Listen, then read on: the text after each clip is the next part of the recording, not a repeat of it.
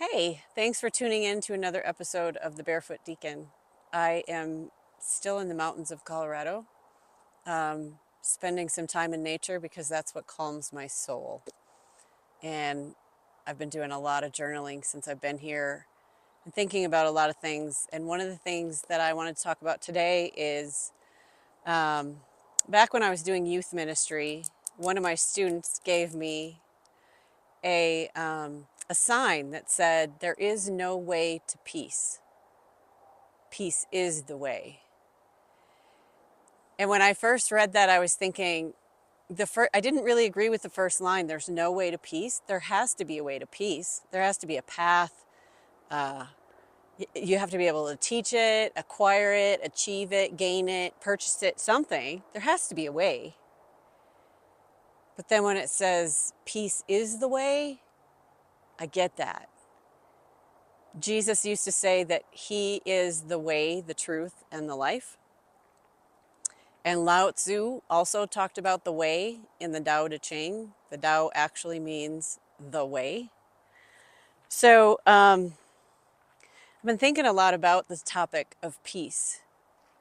And when I went through my spiritual awakening a few years ago, I started to make my decisions based on what brings me peace.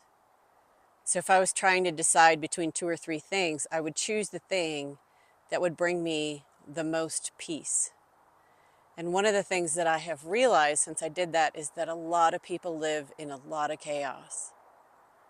And there seems to be a lot of chaos in the world. And I think that's because the world as a whole, humanity as a whole, is just a reflection of the inner workings of every human being on the planet. And so if the people are in chaos, if the people don't know peace, the world will never know peace. And some people are getting very nervous about the wars around the world and the potential for World War III. And they're wondering, what can we do? And my answer always goes back to our own inner world. So if your inner world is peaceful, you are contributing to peace in the world, because peace is like an energy field. Have you ever been around somebody whose energy is really calm and peaceful? It's like it's contagious. You like being around them because it makes you feel calm and peaceful. And so the more you can know peace, the more the world will know peace. It always starts with us. It always starts with our inner world. And that's what Jesus was trying to teach us, is that our inner world is what really matters.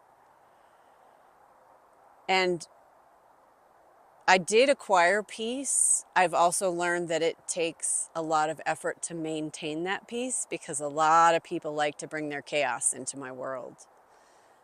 Watching too much social media, watching too much news really makes me feel chaotic and fearful, and that's not how I want to feel. But the thing is, you get to choose your feelings every day of your life. And you can choose peace every day.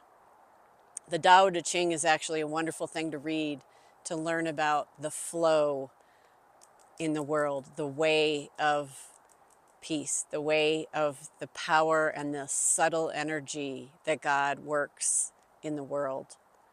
I don't think God is dramatic. God is usually like subtle and quiet and still and peaceful. So I hope that you will find a way to maintain your peace. My way is to be out in nature and reflect on things and journal and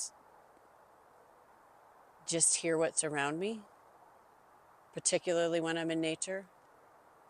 But you'll need to find what works for you. Sometimes it's just knowing Jesus. Sometimes it's just knowing the spiritual world. Sometimes it's just being immersed in the things that God created. But whatever you can do to find peace in your life will contribute to peace in the world. It's a ripple effect. It's like throwing a stone in a pond. The peace from you will ripple out to the rest of the world. And what we need is more people who know peace.